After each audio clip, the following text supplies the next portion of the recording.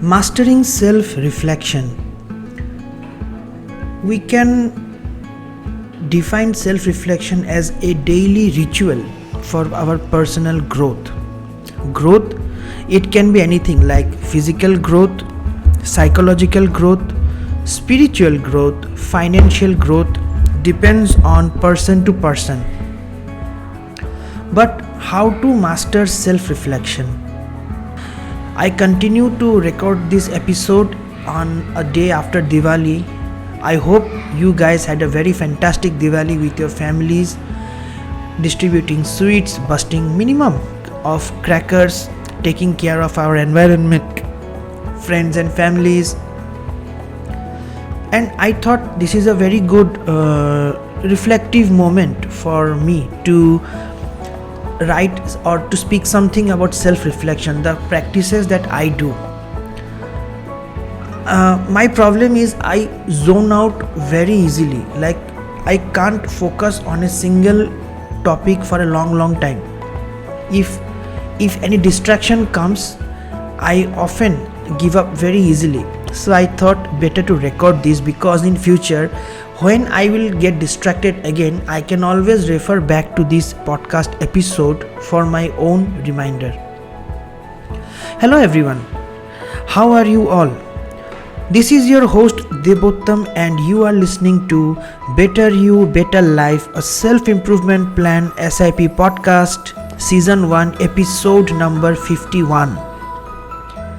In this episode, we are going to talk about self-reflection, like how we can make it a daily ritual so that we get clarity in our life, we seek clarity in our actions, we are able to identify our actions aligned with our main purpose of life.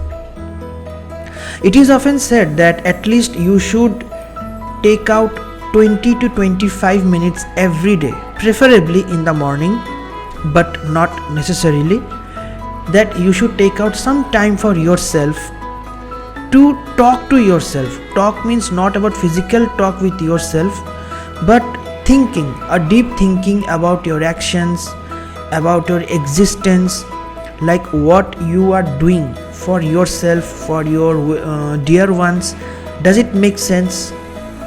Or you can also use those 20-25 minutes in finding purpose of your life. A purpose of life will be very different from individual to individual. And that's what happens in today's day of digital age, social media, and lots of distractions. We are finding rarest opportunity to spend time with ourselves. People now have to find time for themselves because they are always engaged not only I'm talking in terms of gadgets or connectivity with outside world, but they are always engaged in some kind of thinking, something that pokes them every time, now and then. It may be like getting salary on time, it may be like getting your vehicle for sending your vehicle to the dealer for maintenance, or it may be sending money to your hometown, or maybe checkup of your parents, or it can be seeking domestic help for your flat, or finding a new room partner, or it may be like planning a trip, or getting leave sanctioned from the office, or your relationship with boss, everything. Like we get caught up so easily in our whirlpool of tasks and responsibilities. But however, we have to take out some time, some moment every day for self-reflection, and it can be an effective tool for personal growth and self-awareness. I'm not saying that it is about your pursuit to achieve excellence, but it is always important to keep yourself in check with what you are doing, with your goals, thinking, approach, mental well-being, and how you see yourself from others' point of view. I repeat, it is very important to keep yourself in check, in up to date with yourself on what are you doing every day with your goals, with your thinking, mindset, approach towards life, mental well-being, and how you see yourself from others' point of view. What you think about yourself is fine, but what others think of you, people say that it's none of your business, but what impression you want to give to yourself is what impression others will get it from you. So it is very important that you should think about yourself positive and with full of clarity. It's not so easy. I'm going to discuss some of the simple practices of self-reflection which can become life-changing if we are able to make this as a part of our daily routine. Find your quiet space. Now I'm recording this episode in Diwali, so everywhere crackers busting and lot of people are making lots of sound, isn't it? So it is almost difficult to find a quiet space, but of course I know you get the drift that it's not now but a convenient time. Create a fixed space that is free from distractions. If you want your life in your control, then designing your lifestyle around it also has to be in your control. Otherwise, others will control your action. This could be that window corner in your room or a balcony with that rocking chair or even a quiet cafe.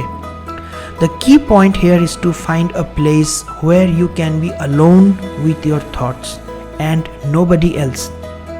I would suggest keep a journal with yourself so that when any thought arises in your mind, you can jot it down so that you have a reminder to rethink about it later as per your convenience. Another practice is set aside some time, some self-reflection time. Now, as I said, try to allocate a specific time each day for self-reflection.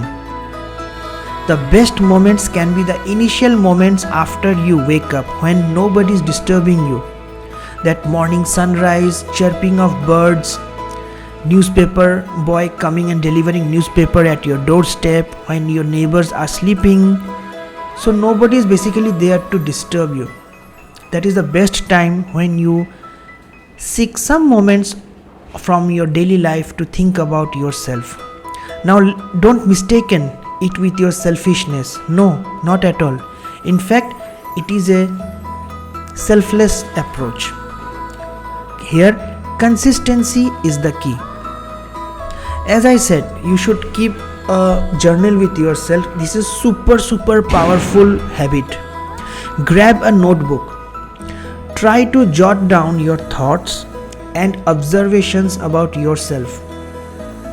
Now, when you write this down, your mind need not to take that extra stress to remember these things. After all, we also have some limitations, isn't it? Now, when you write them in a journal, your thoughts start getting structured, and this clears the clutter inside your mind, inside your head. Write about your experiences, feelings, and any insights that arise during your reflection. Do not bother about grammar or what others will say syndrome. Nobody is going to judge you. You are your best judge. You are only writing this for yourself. Write something in your journal, whatever comes to your mind, even if it is just scribbling around the notepad. This is only for yourself, for nobody else.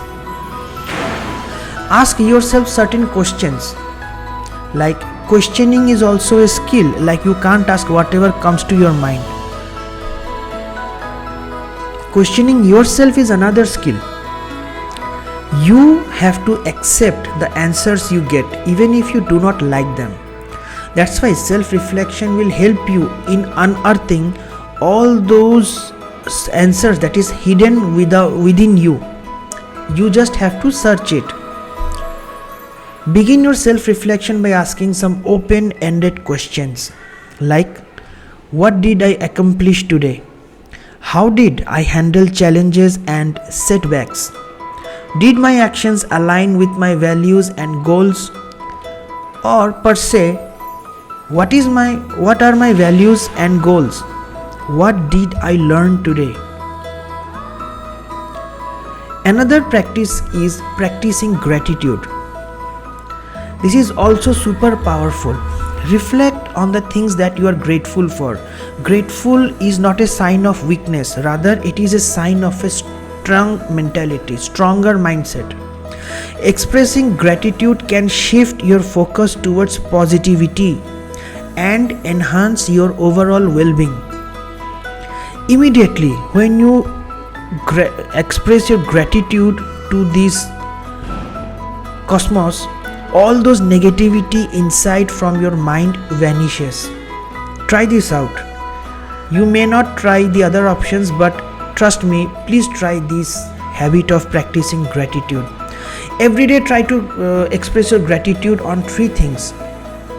You see, your life will become more powerful and positive. Even after all these things, you have to adjust and plan. Still, after practicing so much of self-reflection, if you do not get any result, do not lose your heart. Based on your self-reflection, make necessary adjustments to your daily routine, goals or mindset. See, whatever you think or feel is not dogmatic. It is flexible and it is going to change with situation. Who knows, your preferences, what is today might not be the same tomorrow.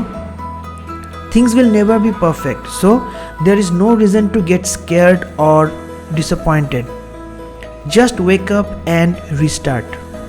Create a plan for the next day to implement these changes. On a concluding note, I would like to say that self-reflection is not a one-time event. It's a practice. It's a kind of mindful training that you are training yourself. Self-reflection is an ongoing process. Some of the small practices which we can adopt in our daily life is try to make self-reflection as a daily ritual. Through these processes, you can gain a deeper understanding of yourself. You can make those much needed positive changes and continuously strive for your personal growth and self-improvement. So my dear friends, try to carve out that time each day. Grab a journal, embark on your journey of self-discovery, express gratitude, ask some right questions to yourself, and see, you will start understanding yourself, so that others will also understand you, and it matters by end of the day. Hello friends, this is an message. Before I conclude today, I have one appeal to make before all of you.